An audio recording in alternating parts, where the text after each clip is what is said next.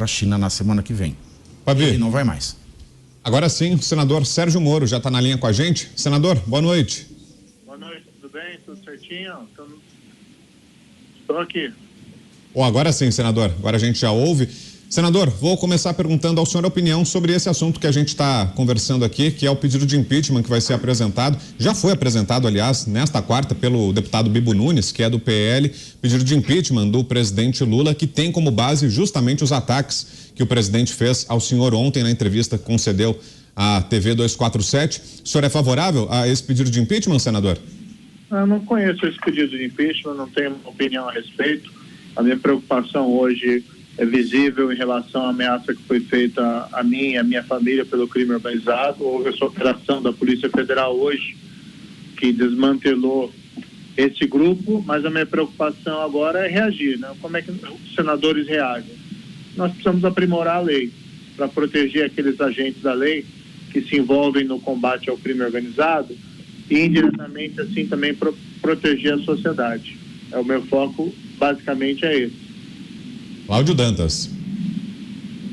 Senador, esse atentado, né, que foi aí desbaratado por esta operação da Polícia Federal me lembrou um outro atentado que foi executado contra o juiz antimáfia Giovanni Falcone e que tirou a sua vida e a vida da esposa dele de 2 guarda-costas, né? Isso aconteceu em 23 de maio de 1992. Cito Falcone porque eu sei que ele é uma referência para o seu trabalho. O senhor já escreveu sobre ele inúmeras vezes. O senhor tem medo de morrer em um atentado como esse? O Falcone é o meu herói, né? É uma figura inspiradora não só para mim, mas para muitos juízes e pessoas que combatem o crime no mundo inteiro. Mas espero que não chegue a esse ponto, né, Cláudio? O que nós precisamos fazer, sim, é combater. A gente está vendo um recrudescimento aí do crime organizado nesse governo, esses atentados à população civil lá no Rio Grande do Norte. Agora foi descoberto esse plano. Veja, eu nunca ouvi falar de um plano do crime organizado no Brasil para matar um senador da República. Isso é muito grave. Não porque me envolve, não por causa do senador, mas porque revela esse grau de ousadia, o crime organizado tirando essas asinhas de fora. Então nós precisamos sim ter um esforço suprapartidário para vencer esse desafio. Como é que se faz isso? Investindo em inteligência, em combate, investindo na polícia, na segurança pública e aprimorando a nossa legislação. Eu ouvi ontem as frases lamentáveis do presidente da República, o Lula, a meu respeito, primeiro um palavrão e depois falando que tinha um desejo de se vingar, e esse tipo de frase é lamentável, mas vamos olhar para frente. O que eu gostaria realmente é de ter o apoio do governo federal, do PT, para esse meu projeto que estou apresentando hoje no Senado, que apresento para proteger não só os agentes da lei, mas igualmente a população. Senador, e antes de seguirmos para a próxima pergunta, só um aviso a quem nos acompanha, excepcionalmente hoje, em virtude dessa nossa entrevista com o senador Sérgio Moro, o Jornal Jovem Pan começa um pouco mais tarde. A gente vai ultrapassar aqui um pouquinho o nosso horário das 8 da noite, e assim que finalizada a nossa conversa com o senador Moro, aí sim, o Jornal Jovem Pan. Próxima pergunta, senador, é de José Maria Trindade. Diga, Zé. Perfeito, muito boa noite, senador. Senador, eu queria te perguntar, desde quando o senhor tem conhecimento desse plano e sobre a proteção, e qual foi a sua reação durante esse período? O que o senhor fez para se proteger? Boa tarde, Trindade. Eu fui informado ao final de janeiro da existência desse plano. Fui informado pelo Ministério Público do Estado de São Paulo. Aliás, registro aqui meus agradecimentos à instituição, também à Polícia Federal pelo trabalho que foi feito hoje, a PM do Paraná e de São Paulo, que contribuíram, e especialmente também as polícias legislativas do Senado e da Câmara. Foi montado um aparato de segurança, foi oferecido esse aparato, ele era necessário, a ameaça era muito real.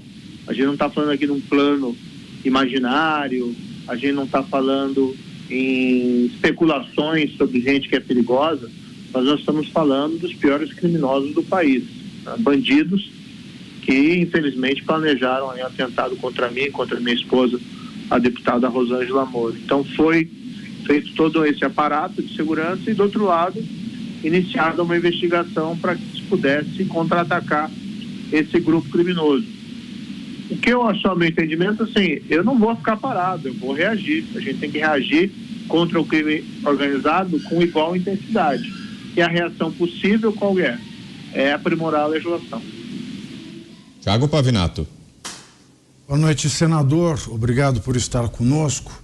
Minha pergunta é a seguinte: como senador, Vossa Excelência tem a prerrogativa de pedir informações ao ministro da Justiça. Será que Vossa Excelência poderia solicitar do ministro, e se acha isso válido, informações se ele pretende isolar todos os chefes de facção em presídios de segurança máxima? Porque só assim a gente consegue dar um passo adiante no combate ao crime organizado? Isso pode ser feito através de um diálogo saudável com o ministro da Justiça. Eu estou compondo aqui a Comissão de Segurança do Senado Federal, aliás, onde o projeto vai inicialmente correr. Mas nós podemos estabelecer uma interlocução, um diálogo com o ministro da Justiça para fazer algumas sugestões. Claro que o Executivo tem as suas prerrogativas e a sua discricionariedade em decidir políticas públicas, mas ao Congresso cabe essa fiscalização.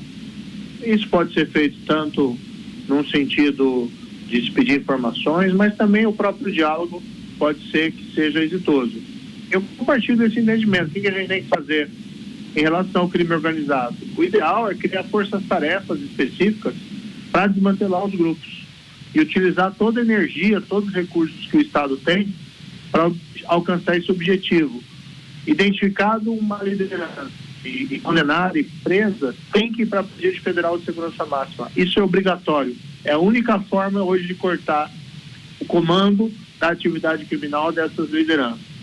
É disso que eles têm medo hoje em dia, inclusive. Mais uma pergunta, senador. Agora, Roberto Mota. Senador, boa noite. Esse problema das facções já é um problema antigo aqui no Brasil, que parece que se agrava cada vez mais. E parece que agora a gente chegou num ponto extremamente crítico. Eles já invadiram cidades inteiras, como, por exemplo, aconteceu em Araçatuba, e agora, como o senhor disse, chegaram num ponto inédito de ameaçar a vida de um senador da República. Mas a gente está vivendo os primeiros meses de um governo que tem uma posição ideológica dúbia em relação ao combate ao crime, né? Tem um discurso que deixa margem a dúvidas quanto ao compromisso de efetivamente implantar uma legislação firme de combate ao crime. Que mecanismos o senhor acha que poderiam ser usados dentro desse nosso ambiente para se enfrentar organizações com esse grau de ousadia? Primeiro eu quero só registrar, isso é necessário, um agradecimento ao trabalho que foi feito pela Polícia Federal de desmantelar esse grupo que me ameaçava diretamente. Isso é necessário. Agora, a parte disso, em segundo lugar, eu compartilho de uma visão de que o governo federal segue um caminho errado no combate à criminalidade organizada. Nós vimos há uma semana atrás uma reedição do PRONASSE, que é um programa de segurança pública baseado em política e cidadania. Basicamente, transferência de recursos de centenas de milhões de reais para organizações sociais, para ONGs. Algumas delas até fazem um trabalho interessante, mas você não pode ter o centro da tua estratégia, da tua política pública de segurança pública, um programa fundado em política e cidadania. Você precisa equipar a polícia, você precisa investir em estratégia, inteligência, equipamento, e você precisa coordenar a criação de forças-tarefas, como eu disse, para enfrentar o crime organizado. Então, acho que você tem razão, tá? Eu acho que a estratégia do governo está errada. O que não muda, evidentemente, a minha opinião de que os policiais que trabalharam no caso, né, fizeram um excelente trabalho nesse caso específico e tem todo o meu agradecimento. Rapidamente, Dantas, a última pergunta.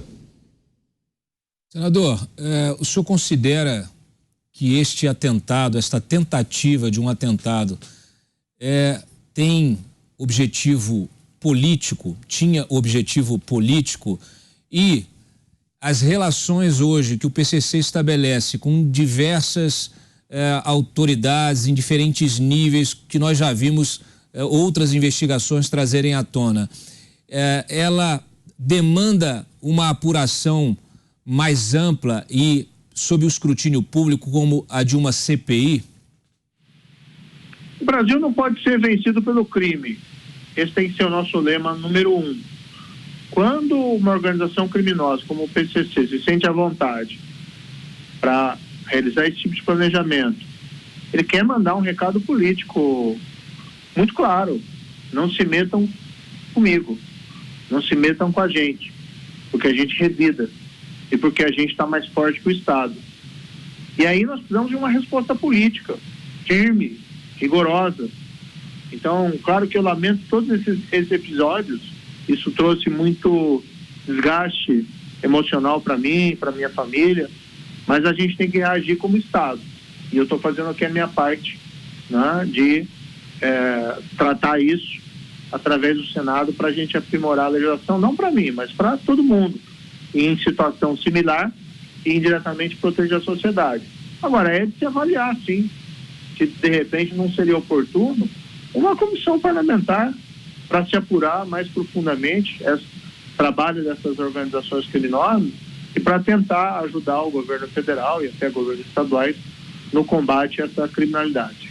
Tem um cunho político, de certa maneira, nesse tipo de planejamento, porque ele é simbólico, né? Esses atos são atos, de certa maneira, de intimidação do Estado. Mas eu não falo aqui em político partidário, tá? Falando em cunho político da organização criminosa. Senador Sérgio Moro, ao vivo com a gente, com exclusividade aqui em Os Pingos nos Is. Obrigado, senador, mais uma vez, pela entrevista, pela presença com a gente. Uma boa noite.